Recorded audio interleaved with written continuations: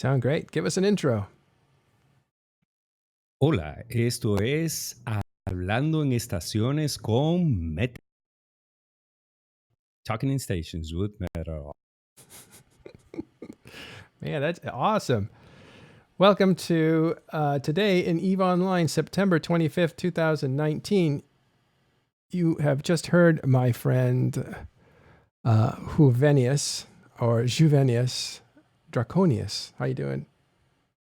Oh, I'm great. Nice to be here. Thanks for coming. We also have a room full of people, and you're welcome to join us too on Talking in Stations Discord, Public Voice 2. Just pop in and we'll have a discussion about EVE Online. It's kind of like Open Mic Wednesday. So I want to say hi to Caleb and Lieutenant Space Pig from Try and Lux, Z-Masters here in Aria, but he probably will lurk. Hey guys. Yep. All right. So let's go over some of the stuff that's going on in EVE Online news first. And Lux, you had something that you were looking up. What were those things? Oh yeah, we got a push onto CC yesterday, so there's some notes on Hobo Leaks with some interesting stuff. A new Triglavian site with a stellar accelerator, which is a structure that has system-wide effects to warp speed, amongst other things. You've also got a bit of a fix for the bug where conduits were unscannable by the looks of it because it's now got a signal strength. And there was a little bit of an update with the shareable bookmarks, which indicates the different levels of access. Well, let's start at the very beginning of what you just said and try to decode it. But so that people know what Hobo Leaks is that don't. Does anyone want to explain it? If not, I'll do it. Well, Hobo Leaks is just a group that compares what the build is in the game. In other words, what items are in the game, what things are in the game, with the code base that has been released on CC, which is the test server. And when you compare those two things, actually they compare it against the previous build of CC, not against the actual Tranquility.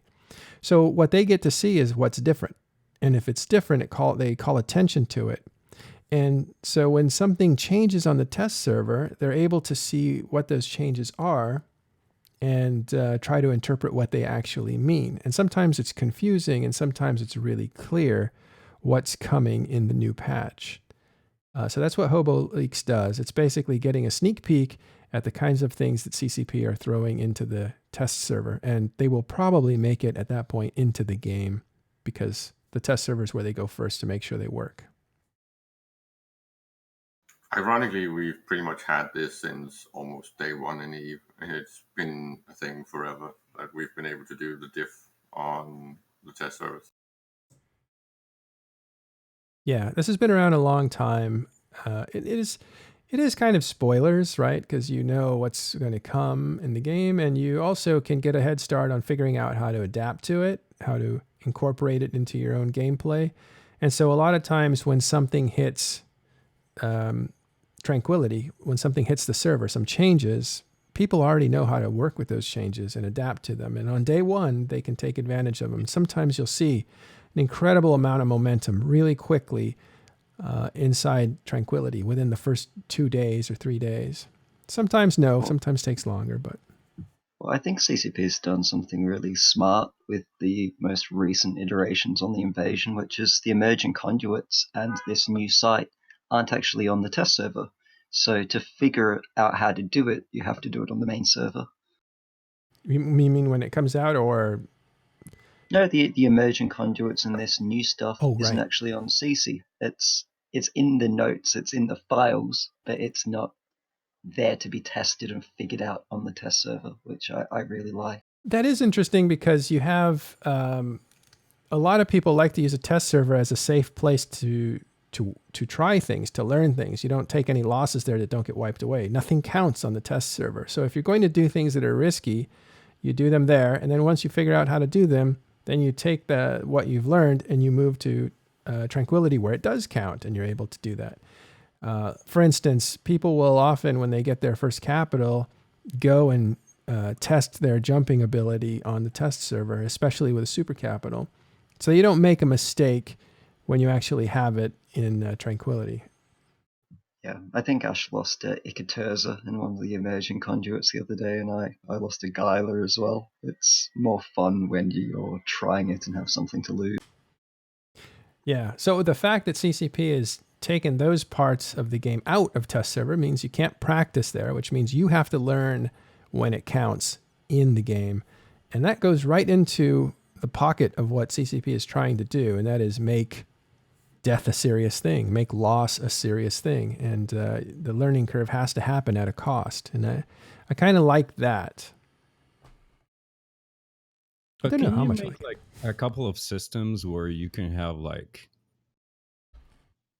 skill points taken out of your account if you die on those systems? Won't be that great.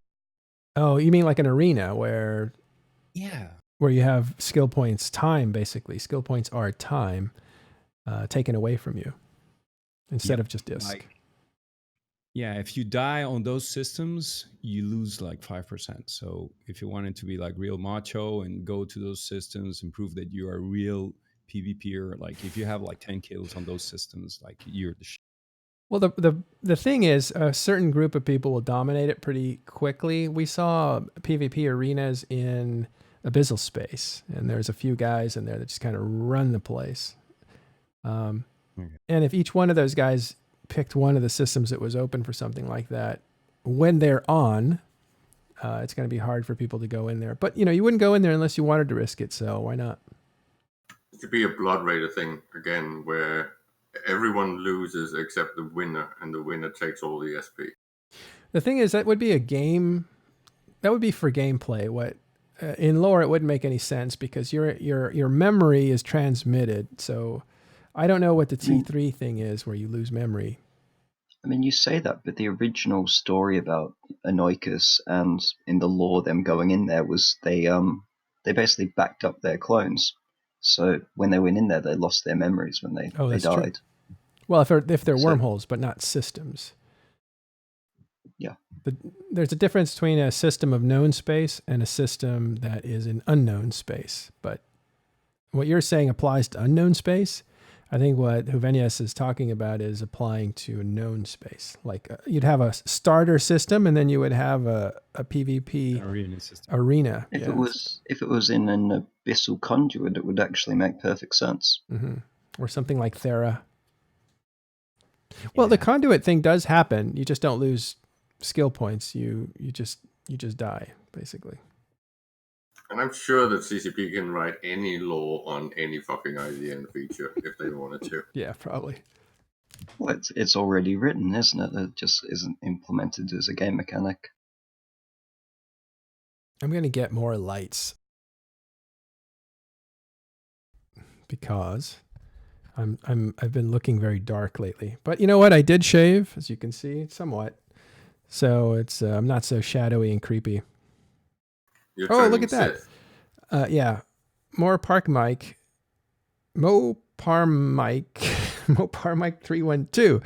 This is good news. I'm coming back to the game after 5 years of being AFK. Welcome back. That's awesome. Yay. Yeah. There's a few that actually we have. Yesterday we have an email. I won't show it to you, but basically it was a guy saying, "Thanks for doing Talking in Stations. It's kept me attached to the game." And now when Blackout hit, that was when I decided to come back to the game thanks to you. And it was like a real nice message. Whenever you can bring people to the game, that's kind of the bottom line of everything because we love this place. It's really amazing to compete against people, and you want this place to be populated with a lot of people who are ready to compete with you.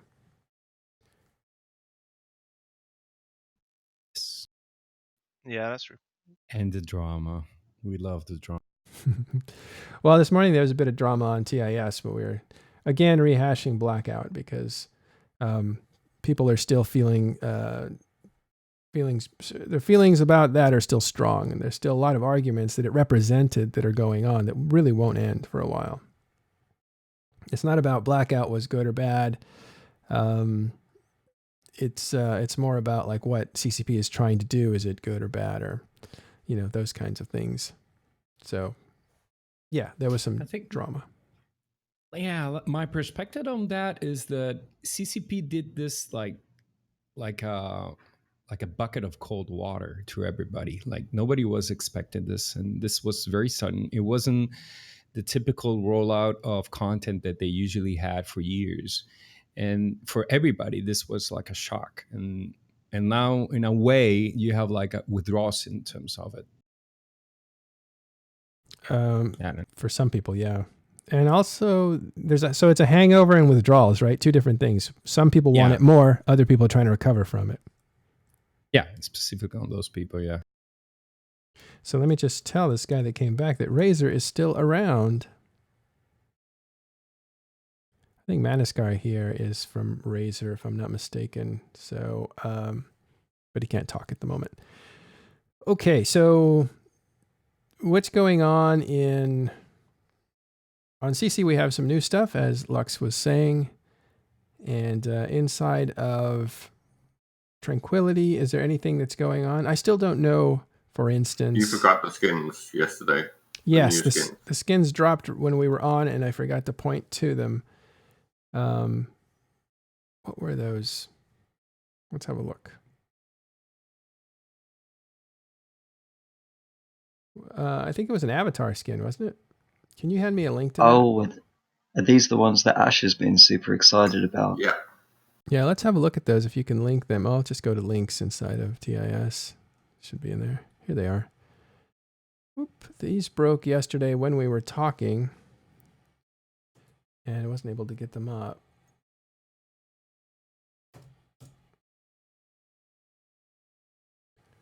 There you go. Sword, crown and sword skins available. Let's have a look at them, and then, well, crown and sword speaks to empire, which is Amarian, instead of a federation or a republic.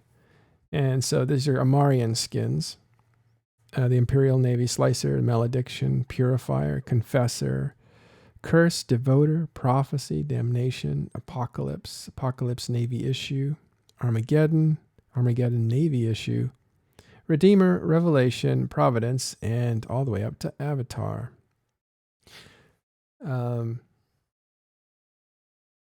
they skip the Super? They did. They just went straight to the Titan. So those are the ships that these skins are for. Actually pretty neat to describe them to audio listeners. The front is colored dark with some copper, and the back is gold, and in the middle is a stripe that separates the two sections. So it's actually pretty nice. And there's a Steam sale. Is there a Steam sale? Yeah. It was pushed yesterday, actually, but Falcon Reef tweeted it today. So it's a 50% week off, 20% on Eve stuff, and 50% on all the other titles.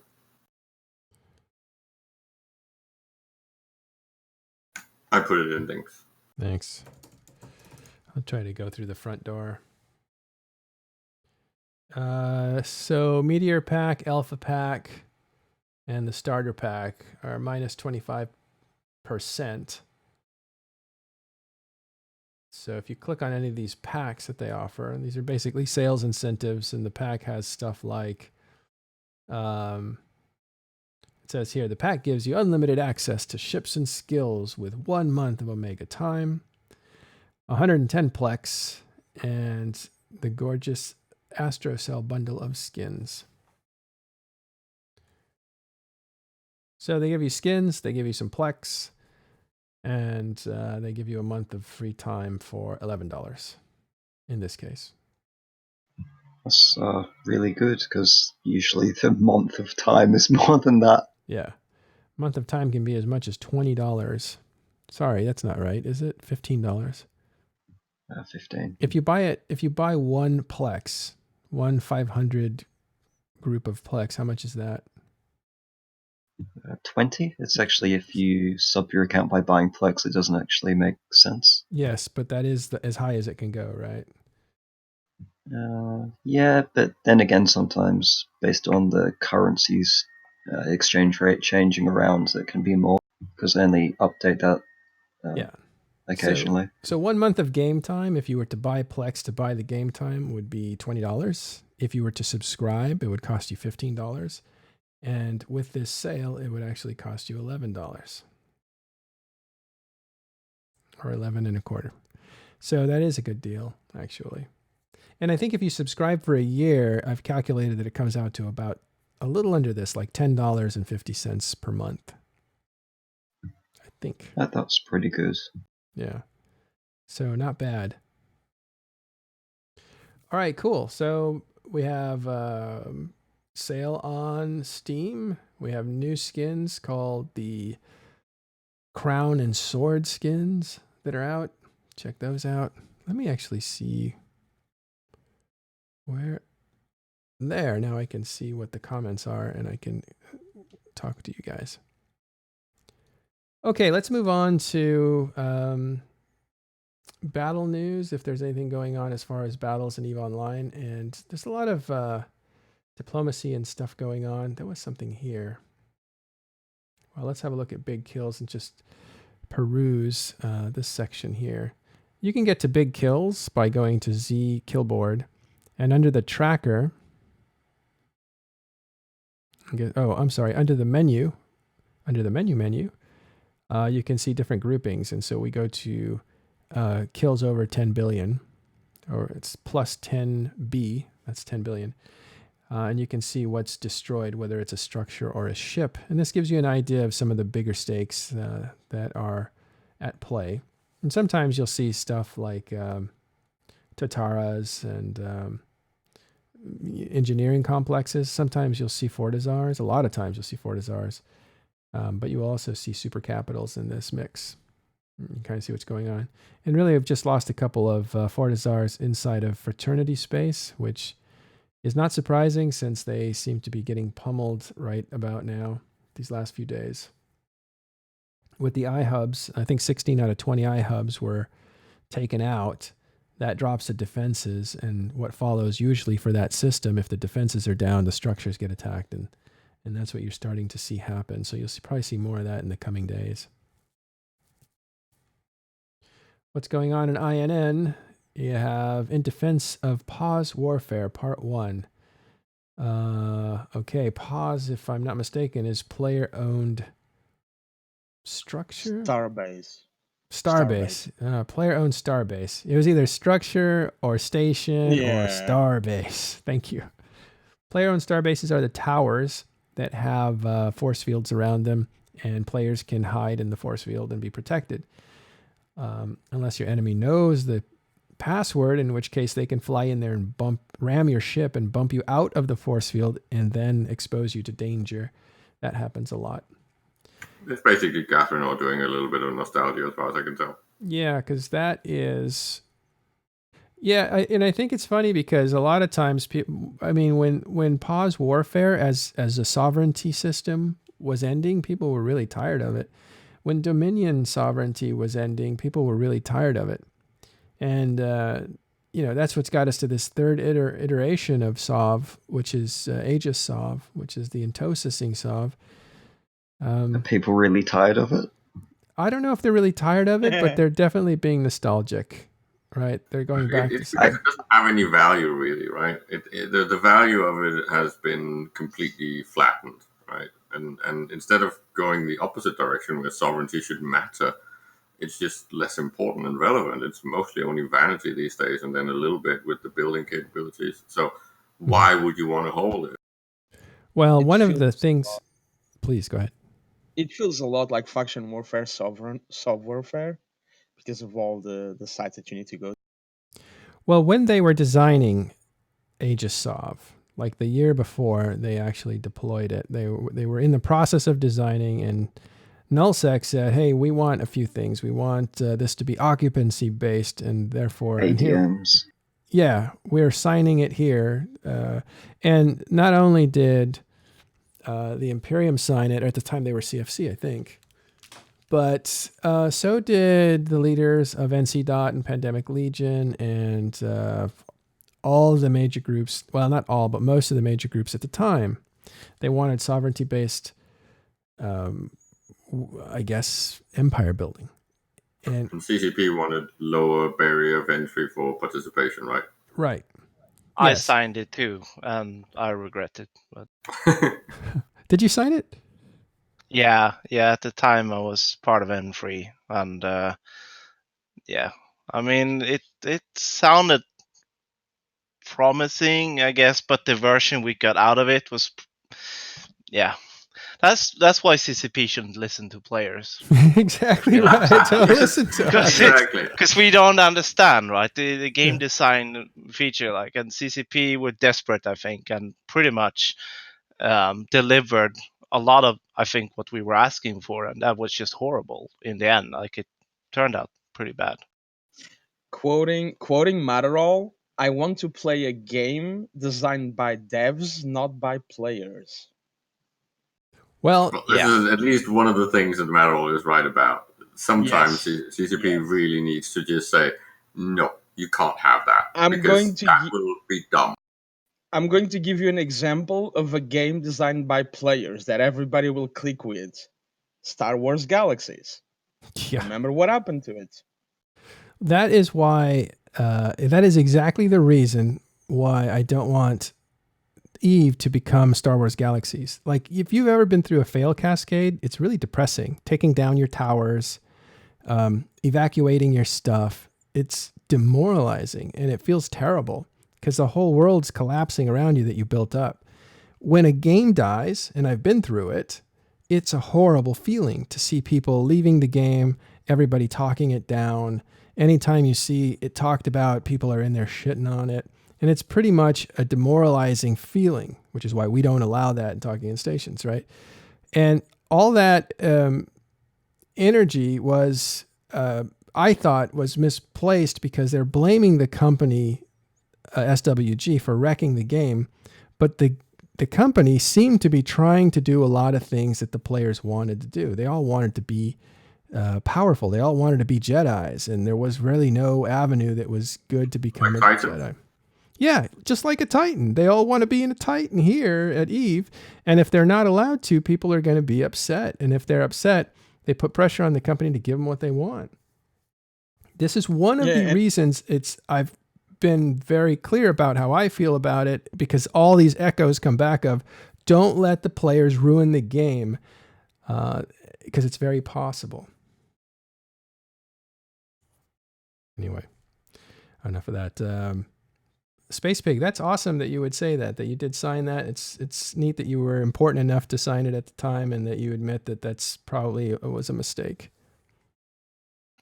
Yeah, I mean, it was just, I mean, back then, you know, I mean, we were kind of a similar situation that we are in right now. We basically only have two powers left, right? It was N3, and it was Goons, or CFC as it was called back then. And the game was just completely stale, and everyone was crying out for changes, right? Mm-hmm. And then this idea, I mean, I think the idea itself is not bad, but I just, the way it got implemented, and a lot of the ideas that players got through into that was, you know, in hindsight, obviously, was terrible.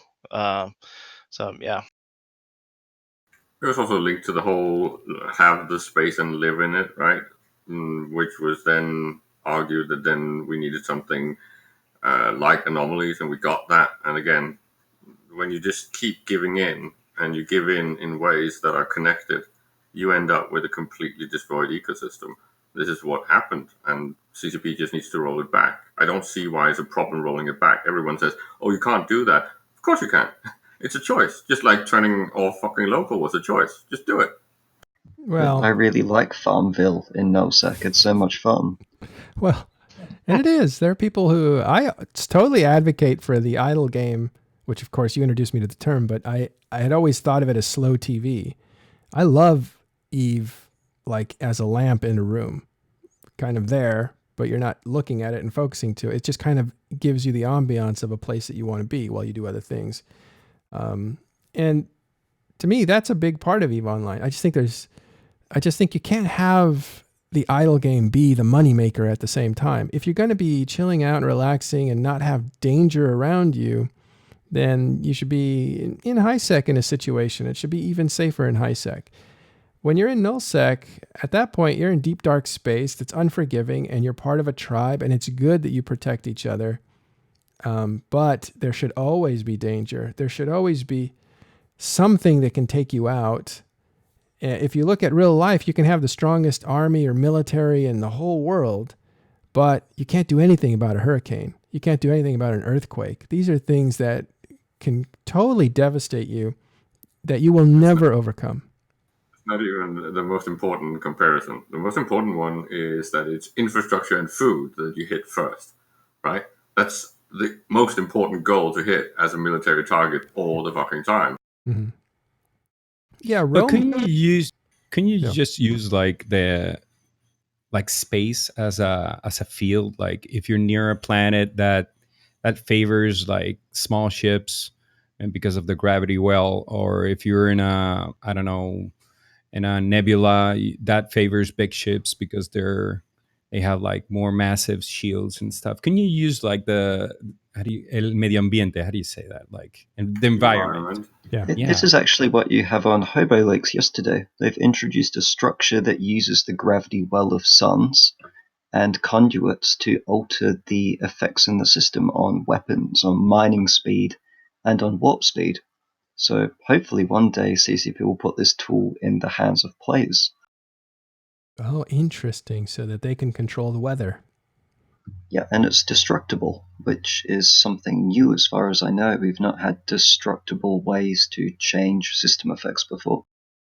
Yeah. And if you have those systems on grid, like if you say you're in a nebula and that favors like big ships, like small ships couldn't get you there, and you could form up there with big ships. And then if you have small ships, you can go like to planets, and that gravity well, it's not favorable for like big stuff, and small ships could like it has like a hindrance on it, you know. That's an idea that someone like put out there on one of our shows, and I thought it was amazing idea. Yeah. We're going to talk about your show in just a minute. I'm excited to talk about it. Going on with this for a second, I think the altering of, it seems like a low grade Sino jammer, right? It doesn't necessarily jam people out where they can't get in, and so those jammers need to be destroyed before you can get your supers into a system to fight. But it's like giving yourself an advantage with a certain doctrine, and somebody has to destroy that in order to take that advantage away from you. It's kind of like a boosting. If players can control these weather patterns, which are the bonuses and nerfs to certain weaponry, depending on whatever you're putting up. And Why I not think, just kill the whole ADM system and introduce something that's more like invasions that players control by using structures? well, Yeah. yeah. Go ahead, Lux. Go ahead. I think this is the idea. So when they did the Drifter event to test how people would respond to the Drifters, people didn't like it because you couldn't turn it off and it was oppressive. But this new mechanic they've introduced might be showing us the way forward, where if you introduce something that's oppressive like that can be taking down timers on structures, you have a way as a player, if you're active in that space, of turning it off. And they have all the variables that we're talking about when it comes to things like system buff and debuff, right? This is exactly how the invasion stuff works. Why not make that the player stuff as well? Because then you have stage one on a new and novel sovereignty system, right? Then you can tie it into that admin hub. Then you can bring out things like the observatory array. All of these things should be tied into the same fucking programming that they've done on invasions, because it's much easier to change. It's got a lot more variabilities and more variables that they can play with. And putting something like that in the player's hands is so much more fun than what we have right now. The current system is just dumb. Yeah, and this is one of the nice things about the way that the new RAT AI works is they'll warp into anomalies. So even without having to go in and change all the anomalies manually or changing the waves inside them and the logic of how they attack drones, the actual drifters and the Triglavians will go into the anomalies and disturb what you're doing. Ooh, that sounds pretty interesting. Well, we'll see. I mean, one of the things that Hilmar said, he said a lot of stuff because he's giving us a lot of exposure to his ideas. First of all, I think he proved that he understands the game pretty clearly. And he said that they're going to try stuff, they're going to experiment, they're going to see what the results of the experiment are, and then they're going to make adjustments and experiment again with new hypotheses. And one of the things that he said recently was, yeah, Blackout was a test for 2 months. He didn't say the 2 months part, but he said it was always meant to be a limited time test, and they got data that they needed. And I think what they are doing is taking stuff that's in wormholes, right? Like there is no local in wormholes until you actually talk, delayed local, they call it. Moving that into nullsec, and it was too oppressive, too devastating. So you lift that, and then you bring in maybe some of the weather effects that wormholes have, and you see how that works. And it just looks like they're moving some wormhole stuff, wormhole technology that they have, some of the, I don't know if that's the case, this I'm presuming, and moving it into nullsec to see if it can work. I've heard from wormhole people that some of the technology they used to build wormholes is at least 10 years old now, right? 2009 is when wormholes were introduced, and they were developed in the year before that. So it's like 10, 11 years old. That technology isn't the same as it was when the game was, as what we have these days. These days we have a lot, I think, better technology, maybe more useful technology. So they may be building some of the concepts from wormholes, but building it with new technology, with new abilities. I mean, that's pretty common when it comes to development, right? I mean, I'm a developer myself, and you often either you try to reuse existing code or built on existing code, or you, like you said, like either you take like concepts that you had, and I do, it does look like they're taking some of that stuff from wormholes and trying it out on nullsec. Yeah. And if you think about it, this is a really easy, I think there's a few easy steps they can do. If they can make player structures or devices that can give bonuses with some drawbacks the way that players would want to set up for their doctrine, to favor their style of fighting, and then you make capitals a bit less like war machines that do straight up damage, and also come in with those kinds of abilities to negate weathering effects or bonuses, to reverse bonuses and to reverse penalties. Then you can see them as more like siege machines that come in and create an atmosphere that your team can fight in just as well.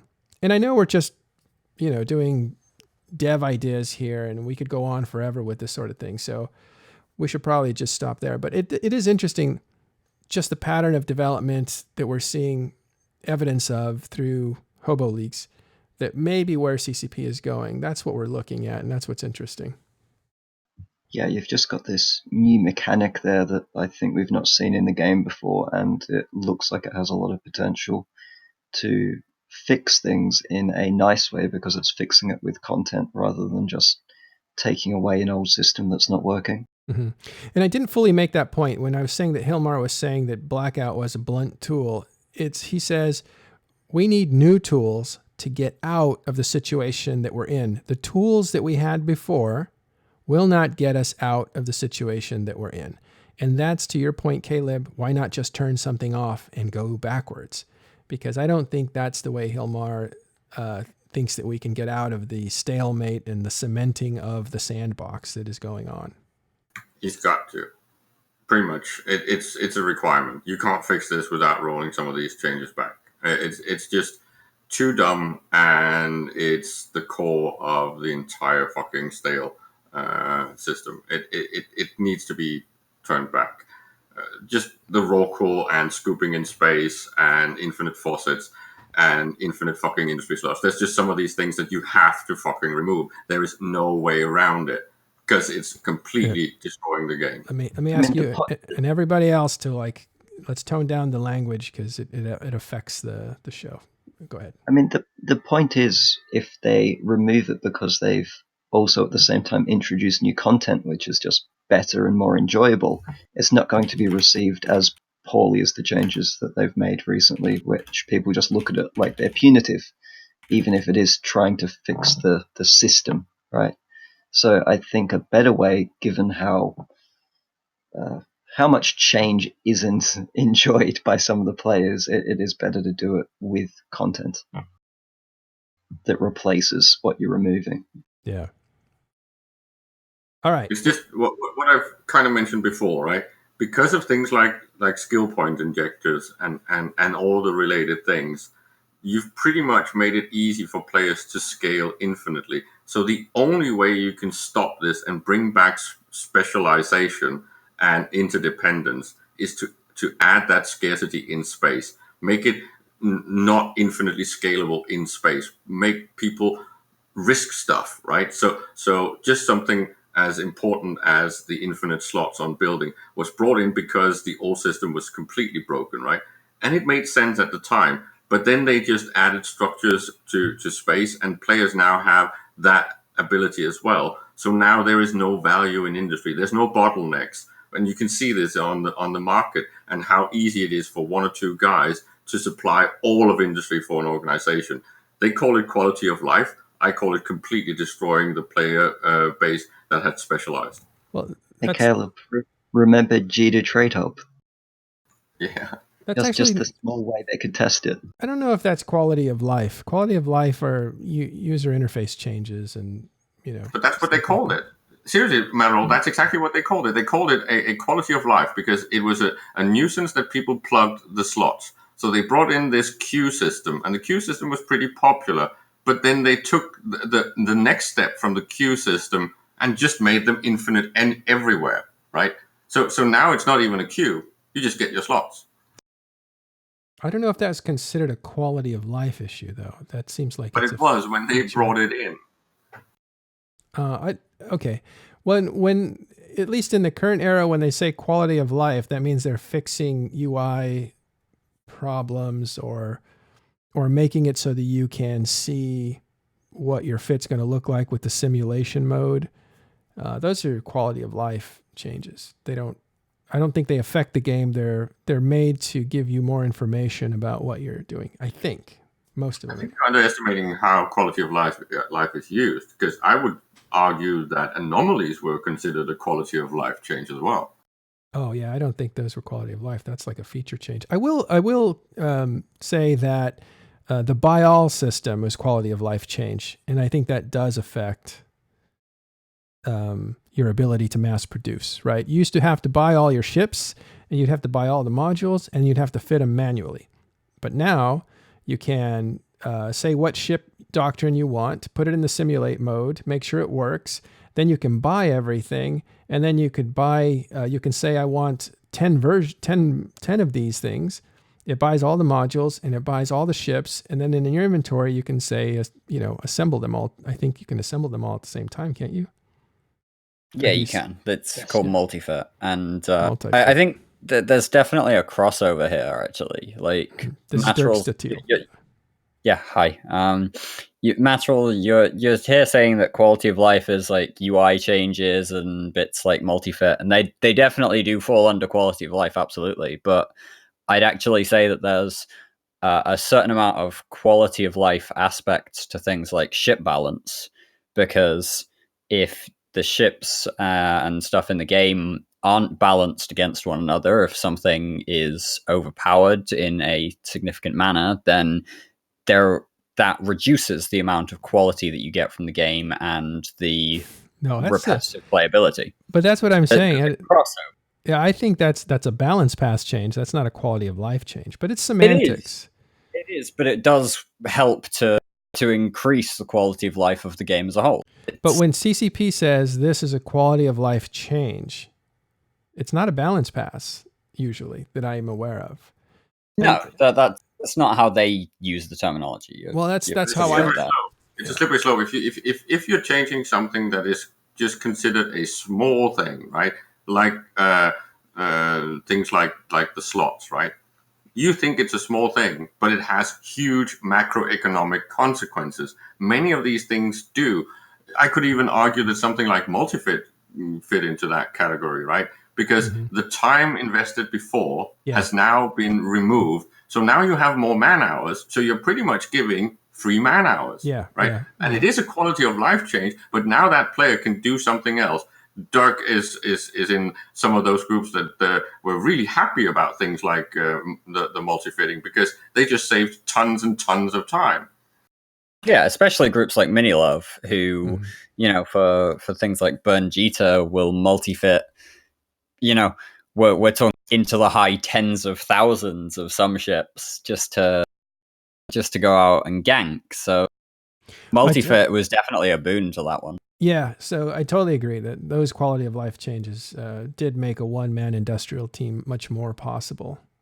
And it's the same with the scooping from space, right? When freighters could not scoop stuff from space, you had to use industrial ships, right? Smaller cargoes meant more people in space. Now one guy can pretty much scoop everything in one go, and he doesn't actually need friends, right? He can do it all himself. Well, I mean, you say that as if people are actually out in space scooping things in freighters unless they absolutely have to. You don't see freighters out there scooping Fortizars. You see Rorquals out there scooping Fortizars. It's a bit safer. The freighter doesn't have defenses like Rorqual does. So that makes sense. But if you're going to scoop a Keepstar, you can only do it in a freighter. And if you're going to get loot from the Satios, the NPC Satios, you need a freighter for that too now, it looks like. Again, this just goes to the whole thing that CCP has not really taken a proper look at a balanced pass on things like containers and cargo spaces, because they just let it just run and say, fuck it, right? Because when people started using Rorquals and Orcas as the main tool for shipping stuff, they just pretty much became the new normal. Freighters were obsolete. Yeah, it's when you have quality of life changes that affect scaling. So in front of you, you've got this barrier, you've got this bottleneck, this friction. But if your solution is, let's put in infinite spawning anomalies, infinite manufacturing slots, it might be quality of life for the individual, but it's also undermined the system at the same time, which ultimately reduces the quality of life for everyone because it undermines the game. So it's like it's like having a near vision, basically. It's myopic. Quick correction from last episode. This comes from Vrael. Says, just a heads up, I was watching the 924 stream. Actually, it's 920. Yeah, it was 924 stream, Killing the Newbies, which was yesterday's today in EVE Online, and wanted to clarify that Test chose to punt on the Keepstar timer in favor of the iHub. So what I had heard was that Fraternity had outformed Test and was sitting on the gate so that Test couldn't jump through without taking a huge amount of casualties. But once downtime came, Test was able to get in the game faster than Fraternity was, and they did jump into the system, but they didn't attack the Keepstar. I don't know why. They could have said, let's punt and take out iHubs instead, and they went and they reinforced 20 of them, which is a huge number. Or they could have said, we can't win this fight, let's do something else instead. Or they could have just said, we can't win this fight, what else can we do instead? There's a lot of different variables there. So I don't know what you know, but Test, in the end, the result was that Test did not attack the Keepstar to destroy it. Instead, they went and reinforced 20 iHubs, 16 of which they have killed since then. Okay. Anything else? Dirk, you came in late. Is there anything you want to talk about as far as news in EVE Online? I think one of the really interesting things is something that's just been pointed out to me. CCP have actually just released a dev blog. CCP Falcon posted this to the EVE Online articles section about EVE Vegas 2019 and some of the additional stuff that's going on there. They're talking about axe throwing. They're talking about the Vegas pub crawl. And there's also like a huge list of developers that have been announced to go to Vegas. So obviously Hilmar's going. Then you've got Dopamine and Convict, two of the support team. Burger, CCP Goodfella. You've got CCP Rise going, Chimichanga, Ghost, Larrikin, Shreddy, Antiquarian. One name that's conspicuously missing, though, is CCP Mambjorn, and I brought this up in an article I wrote the other month. But CCP Mambjorn seems to be decidedly invisible in the development cycle at CCP. He's one of the 3 executive producers. He's actually the one that holds the title executive producer, if I'm not mistaken. Exactly. He is the EP for EVE Online. It's kind of his job to focus specifically on the EVE IP rather than everything that CCP is doing. And I just think it's interesting that obviously for the last official CCP EVE Vegas for at least a few years, it's interesting that the EP isn't going to talk about EVE. Well, it's not a surprise to me. It looked like he was having a terrible time at Vegas last year. I was standing there talking to him, and he's really not his scene. It didn't look like it was his scene at all. Probably why we were sticking together. It's not my scene either. So if a company says, hey, do you want to go to Vegas for this conference?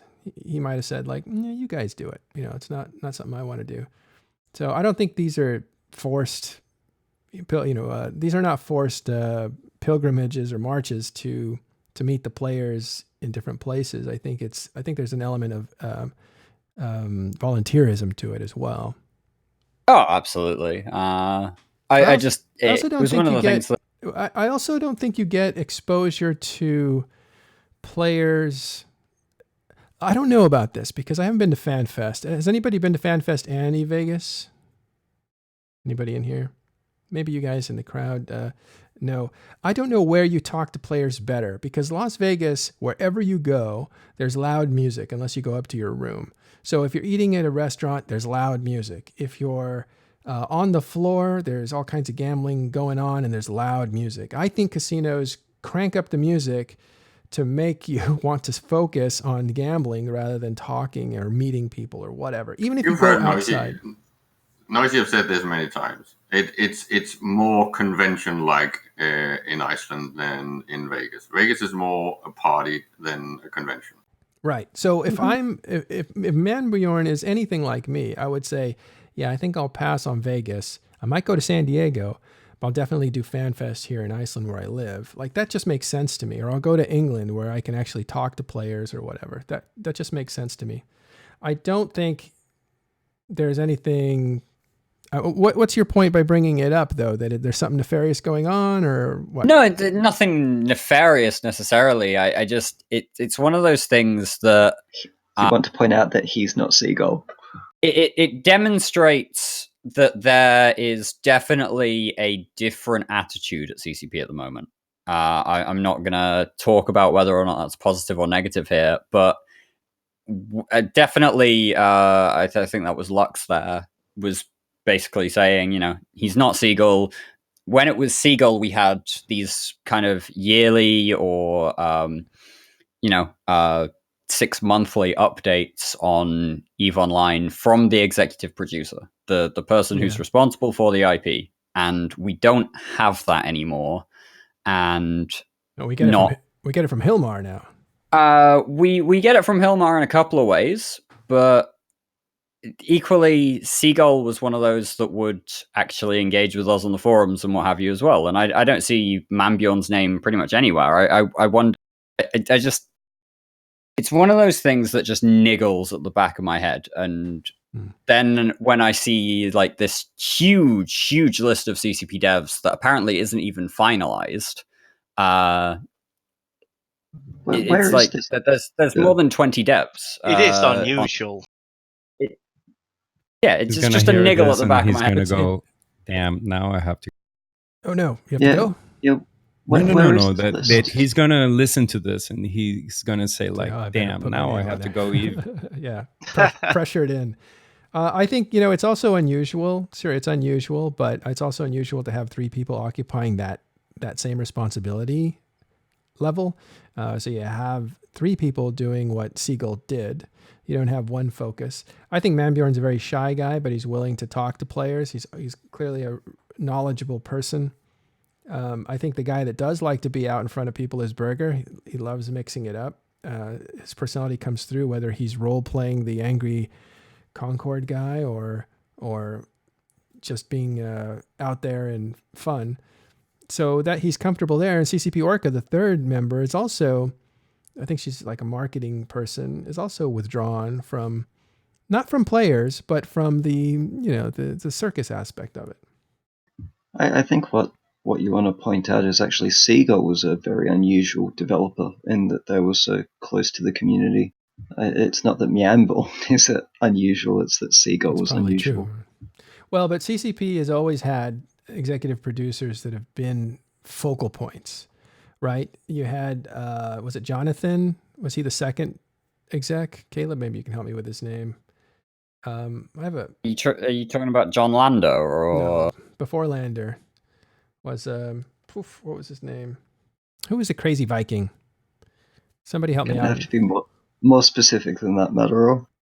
Everybody knew him. He was like, and I'm embarrassed not to know his name, but it was it's got to come to me. Nathan. Was it Nathan? Somebody will help me out. Anyway, and he was in the videos that they did, and he was a big personality. And at FanFest, he was a big personality.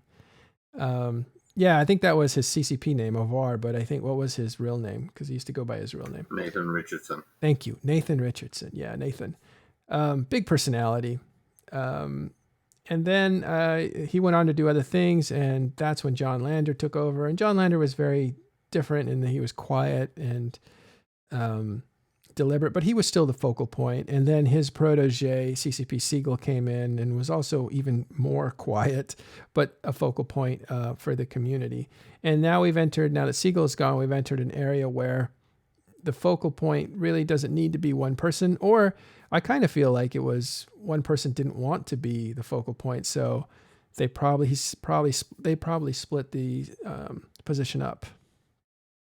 Maybe to fit Manbjorn into that. I'm totally speculating. I don't understand. I don't know how CCP sets itself up at the top. But it's very strange to have an EP that you can't actually roll out in front of an audience. That's like, what? Well, I think you have that in Hilmar, though. The CEO is no longer focused on other endeavors. He's focused on CCP. If you want to have that big voice that's been around a long time, that is controversial, can take the pressure, you have Hilmar, right? He's the one out here telling us where we're going.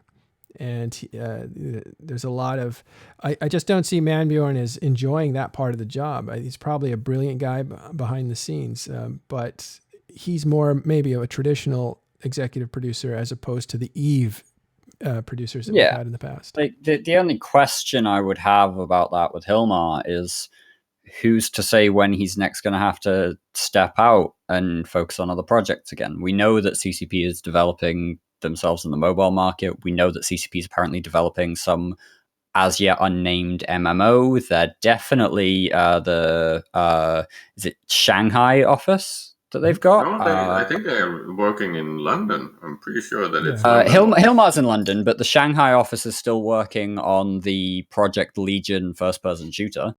But they folded it and moved the production to London. Did they move that to London? I think so. Sure they did. When they folded Nova, they moved it to London. The actual specifics of where it's being developed is not the point I was trying to make. The point I was trying to make is that we don't know when Hilmar may next have to disappear off. It could be in 2 months to go and focus on these new projects. It could be 2 years. Right. Well, that's why you see Berger. And we don't have. You do. You have Berger. Berger is a creative director and part of the executive team there, and he is definitely someone who's out there and with the players and shows up and so if you want to talk to them, you can. I don't think looking for Manbjorn is important when you have a representative that wants to be public facing. I think he's a shy guy, and possibly not. His talents are probably not dealing with the crowd, especially the crowd that goes to these workshops and essentially does cage matches with CCP in these little workshop rooms. Like, that's not his game. I wouldn't want that. I wouldn't want that either. But isn't the term really interim EP? Because I think they might be looking for someone new. Maybe. we have no idea, and it's interim is everybody's interim until they're in the position I feel to that announce. I feel that Hilmar often shows up when CCP or Eve goes through a bit of a rough time. Hilmar decides to show up, right? Because I think he has a lot of. I hear a lot of shit talking about Hilmar, but he has a massive passion for Eve, right? And when he feels that things are not, maybe not going so well, he steps in, right, and Yeah, takes that role. he's like Godzilla, right? Yeah. Yeah, Hilmar's like Godzilla. He comes when he's needed, and he's big, not to be ignored, and he blows fire on everything that's destroying. Yeah, his I mean, city. he's a real Viking, right? I mean, that is. Yeah. I wouldn't want to meet a Viking, and maybe 500 years ago, but now things are a little more. I may survive the encounter, so I do like meeting Hilmar. He's huge. He's I like think you're going to 6 go back a little bit more than 500 years if you want to Was meet it? an actual I guess Viking. like 1,000 years. Yeah. Well, okay. So we're going to switch up to talk about my friend here, Juvenius. Yo. Man, tell us Yeah. about this. Tell us about yourself first, and then tell us about this show and channel that you set up. So it's great to be here. I'm going to ask everybody to be a little bit patient with my English. It's a little bit rusty. I don't get to practice. So I've been playing for about 7 years now, since 2012. And I run a corp in Gunshorn Federation, all Spanish-speaking corp. And we have fun. That's basically what. What's your native language? So I speak Spanish. That's my native language, and all the content that we do in game is mostly focused to Spanish speaking. Yeah. So for people that don't know, localization does not exist for Spanish speakers. In other words, they have to play the game in a different language, whether it be English or German or Russian. Do they have Russian? Yep. And do they still have French? And Japanese, I guess. So And too. Japanese, I think they rolled back or were going to. But now Korean. And they're introducing Korean as well, yeah. They're going to have Korean too. So there's other languages you can play EVE Online in Tranquility server. This isn't a different server. It's all the same server. You just have different language in it. But for 400 million Spanish speakers, hint, hint, they don't have Spanish. No Spanish. Yeah. So we've been very vocal in the community about having a Spanish-speaking client. We call that Quiero EVE en Español. And for years, we've been trying to push the subject. We actually went to Vegas and went to see CCP Siegel and a couple of devs about it. And we didn't have a precise estimate of when did they want to do that. They didn't roll it out, but they never said this is going to be a thing. Mm-hmm. They stopped short of promising that there would be EVE in Spanish. Yeah. So after the years of trying, what we did is we just focus on giving Spanish speakers content in Spanish, like making YouTube videos, having podcasts, and having a community that's everybody speaks Spanish, so everybody can feel comfortable getting to know the game, because people don't realize, but when you don't speak English and you go into a fleet, you have to go with people that speak English so people can follow the commands until they know what's warp in, what's warp out, what's don't jump the gate and stuff like that. And it's hard, and you have to make a structure out of that. What was the podcast called that you did? Yeah, so we ran a podcast, about 9 episodes. It was called Habla Eve Online. You can look it up at www.hablaeve.com. And it was a fun project, but we kind of stopped it because it was hard to do. A podcast is a hard thing to do. You need to invest a lot of hours, and I was running a corporate by then. Yeah. And well, it was to do it right, it takes a lot of time, which is why we don't do it right. We just do it fast. If you're kind of a little bit of a perfectionist when you want your intros, your outros, your levels of sound just right, and it was a nightmare just to do it. And if you have the pre-production, the post-production, the production, and if you sum all that, and it gets really big. Yeah. Yeah, it's a lot of work. It's a lot of work, which again is why we don't have a overly produced show. We just clean it up and splice some music beginning and end and push it out. But if we were to do it like I did Eve News 24 podcast, if you guys didn't hear that one, I should put that one back up. It has a lot of sound effects. It has segments. It has transitions. We even had like the economic report, and we put like Cryas soundtrack behind it, and we talked about where the market was every time we had an episode, which was because it took so long, every 2 weeks. But after 25 episodes, it burns you out. Yeah, and we only did 9, so you could imagine that it was a nice project. It actually was a primer for another podcast that came out. It was called The Word of Bob, La Palabra de Bob. And it was a great podcast. Some very talented people from Spain did it, and it was very well produced. It ran for about 20 plus episodes, and it was great. Yeah, and the funny reference there is like mass in Catholic mass in Spanish is La Palabra de Dios. It's like the word of God. Yeah. So the word of Bob in there is funny. This is the Word of Bob. It was a great show. Actually, got to participate in a couple of episodes, and it was great. The people who ran it did a marvelous. So it's pretty amazing because it's a vibrant. One of the stories that almost made me cry about Spanish players in EVE Online was this guy running for CSM, Casteco. I forgot his name. Oof.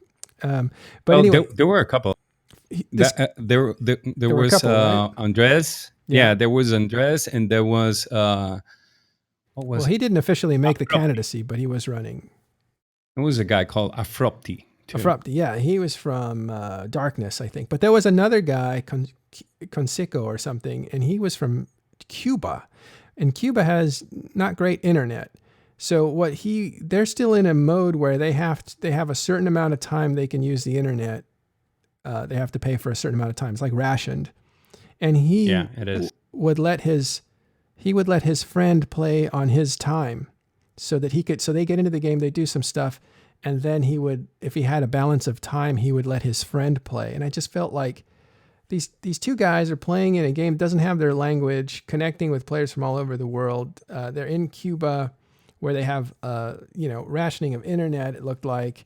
And it just seemed to me like it's a very touching story to like say, okay, well, I've done everything I need to do. Now you go. Like, so I have a bigger story for you in that case. Sure. So imagine Venezuelan players, people who play from Venezuela. So we get to see like all over people from like different countries, more than 10 countries. And the Venezuela guys have like the most amazing stories to tell of what's really happening on the country. And you get to feel for them a lot. Yeah, it's a real life thing. Yeah.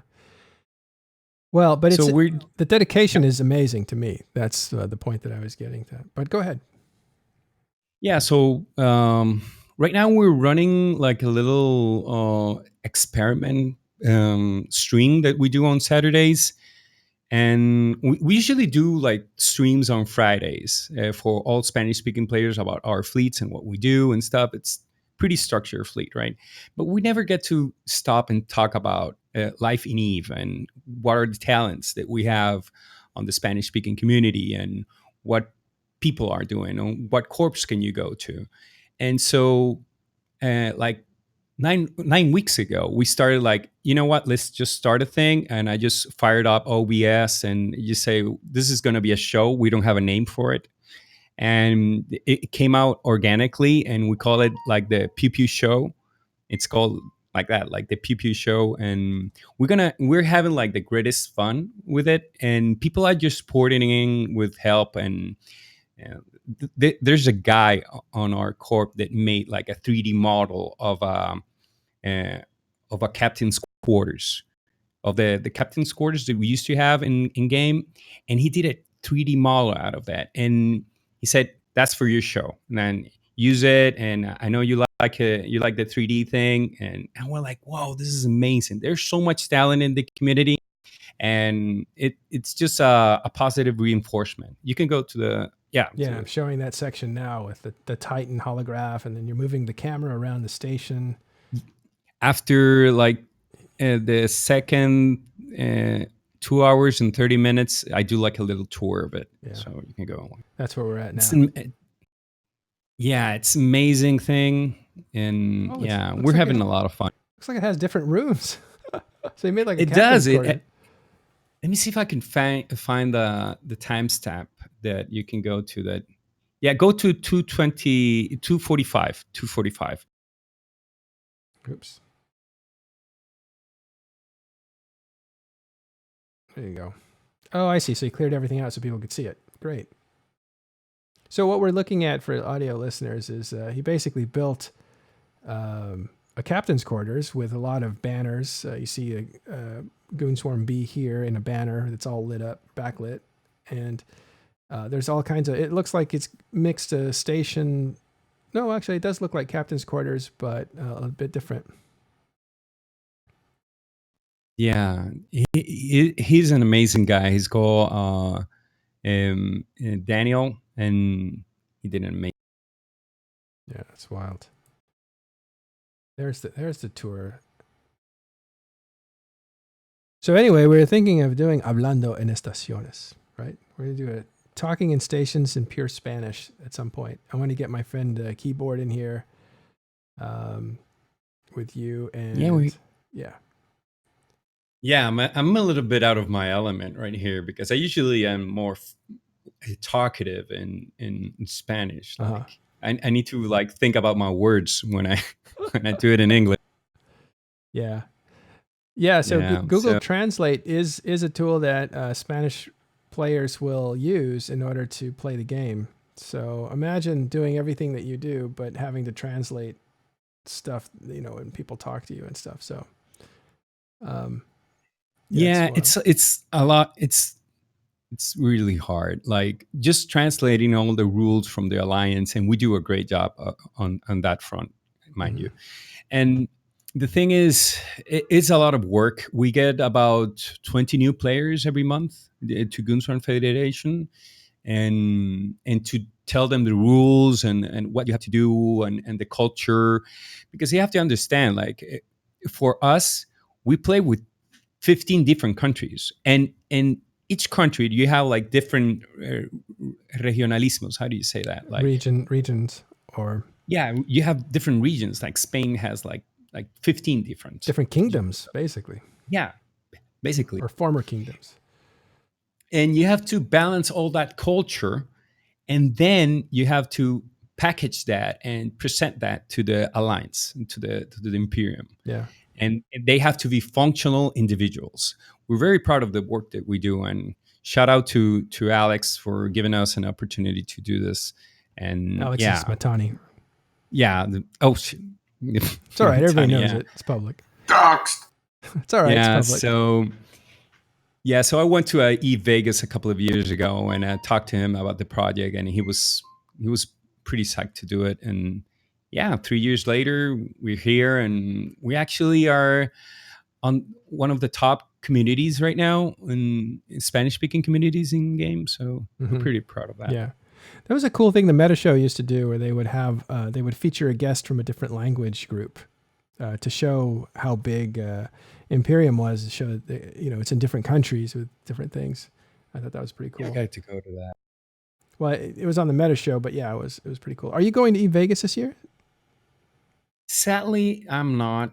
I've been going for like three years straight, and like this year I have a delivery I have to of a project, and I cannot go just on that date. And So timing doesn't work out for you, but it's timing doesn't work out. And I wish I was like really psyched to go this year, but no, the timing wasn't right. I've been going like 3 years straight, so maybe a break is not bad. I know it's the last, but I'm still gonna go and party with my alliance friends, and Will you go to San Diego in 2020? Most probably. Yeah. Wow, that's cool. Yeah. So okay, this last thing is really interesting. Tell us about this guy that has yeah. a ton of recruits to EVE Online, and he doesn't even play EVE Online. So this is a guy, like, people talk about views and subscriptions, right? This guy has like 270,000 subscribers, and he makes EVE Online videos. His videos get like 300K views every video that he makes, almost. So he talks about EVE Online, and we found out about this guy because when we do recruiting, we ask people, "Oh, well, how do you know EVE Online?" And they say, "Well, there is this guy on YouTube that talks about the war and the East that was lost in the war, and they talk about the casino war, and he makes amazing. He's a storyteller. I guess you called it that earlier, and that's the real title that he deserves. He tells stories in a fun way in Spanish, and everybody relates to them and gets to participate in what he does. And he's actually responsible for almost half of the Spanish speaking players right now. Like, he does a better job than CCP or anybody, any content promoter or that really plays the game.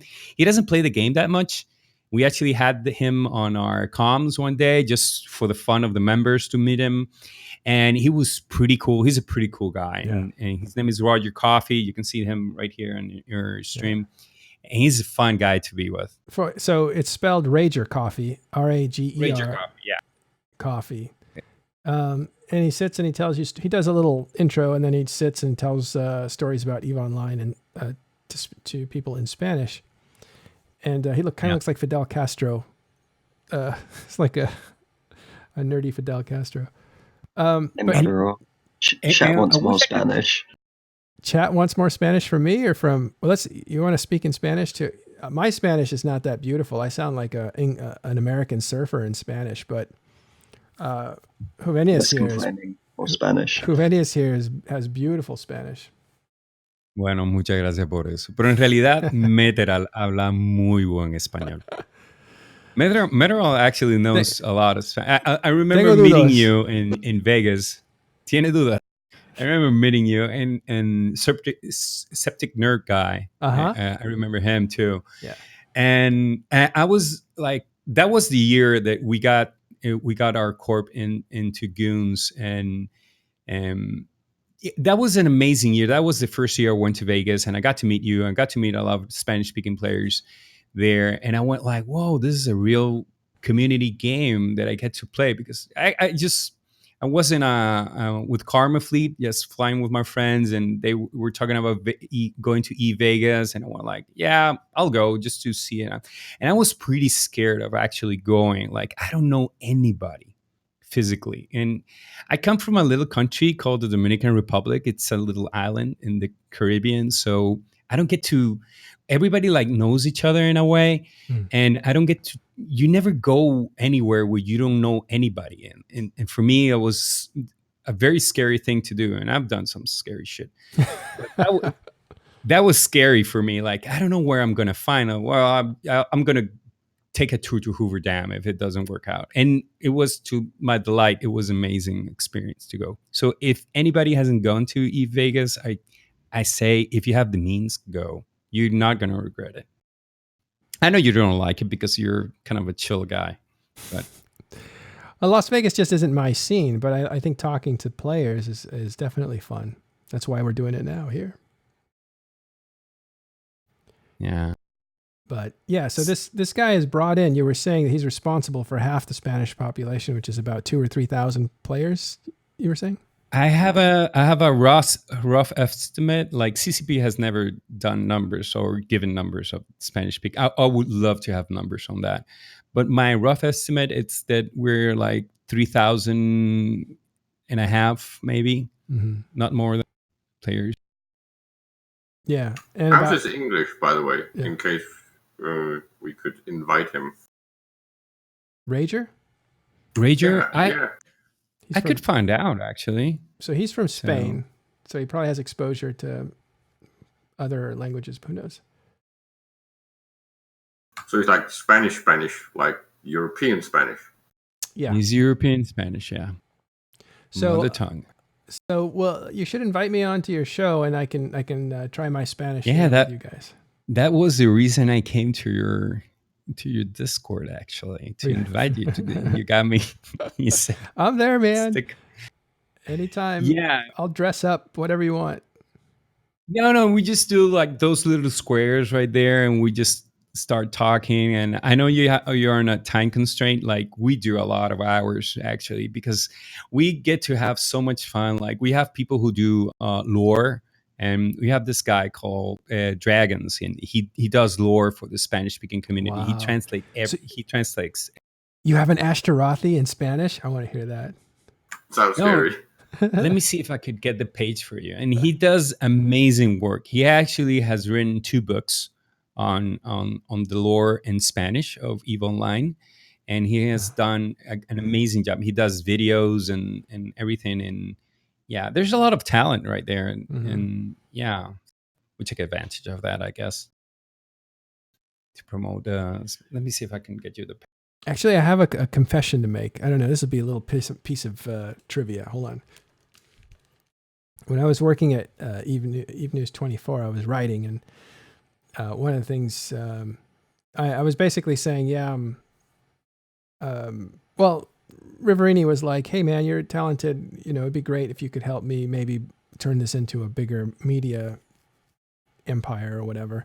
He didn't say empire, but work with YouTube, work with other things, and do streaming and all that. Like basically build something there. And one of my conditions was, okay, but we have to do it all in Spanish, because if I'm going to work this hard, it's going to be to get some personal gain out of it, like improving my Spanish. So we have to like always have meetings in Spanish. Well, you're welcome to come whenever. Like we have a lot of fun, and it's transparent. It doesn't matter if you're with anybody. It's just people talking about a game that we love. Mm-hmm. Yeah, you should that's come. That's why I really liked your. Not only was it a good podcast as far as the way it was put together, but I really liked how I don't want to put it in a demeaning way, but innocent the players were. They were really into their thing. They took it seriously. They respected it. There was, it was just, it felt like those are players talking about a game they love. And I don't always hear that in the circles that I Shouldn't run in. it be that way? Like we're actually just playing a game, right? A computer game. And I tell this to every player that I meet. Like, for me, this is a computer game, and I do this because I have fun with it. And when it stops being fun, I just stop. Like I do whatever. I just listen to a podcast or go read a book or just have a jog or whatever, and do something different. If you lose perspective of that, you're never gonna have fun. You're gonna have like ulcers and stuff like that. Mira, Cyber Skull es de Uruguay. Oh, qué bien. Mi esposa es de Argentina. So Uruguay is next to. So we have a guy from Uruguay, right? Cyber Skull there, and I was telling him my wife's from Argentina. So a lot of Latin Americans play this game. They do. We run out of numbers actually. Like we run ads, Google ads, so I can get to see who's clicking on it. There's a lot of people from Mexico actually. A lot of people from Mexico. A lot of people from Spain. Surprisingly, from Venezuela, there are a lot of people, and from Cuba, there's a couple. And if you tell me that the biggest populations of Spanish-speaking players are from Mexico, from Spain, and from Argentina. That's basically it. Oh, I didn't know that. Mexico has a lot of players. That's cool. A lot. Yeah. Well, they like Metallica. I'm sure they there's do. Depeche Mode fans there too. They like a lot of the same stuff I do. And who doesn't like Morrissey that's Latino, right? We grew up with MTV. You have to remember that. Yeah, that's right. That's right. HBO, cable, and MTV all coincided with my youth. That was amazing.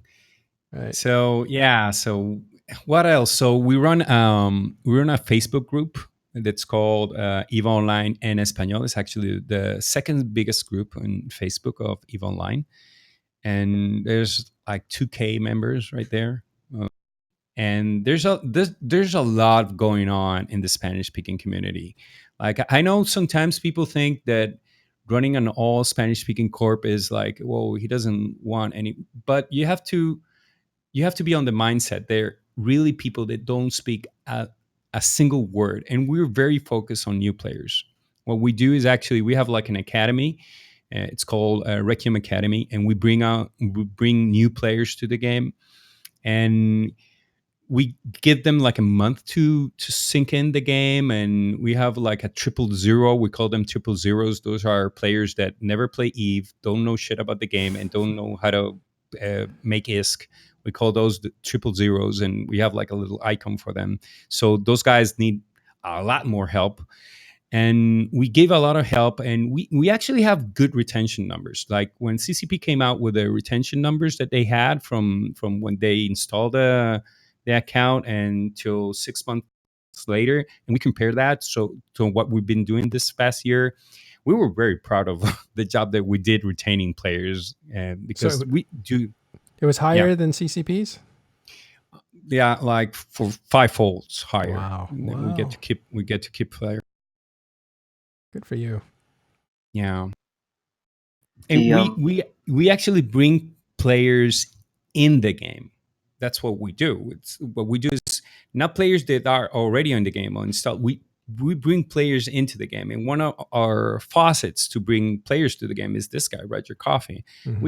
He got to mention our corp in one of his videos, so we're pretty proud of that too.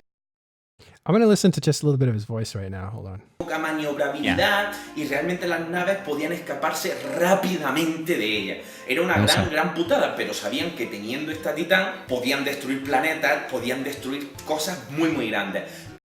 So he's a storyteller. He's very excited about the story he's talking about. It looks like he's just riffing like from memory. Well, there's an edit right there, but that's pretty good to be able to sit there and just tell a story. That's like an old tradition, right? Sitting around a fire and telling the Beowulf story, or that's how, before people could write, that's how they transferred knowledge. It's an old art form. Pretty cool. I've stopped playing him, so.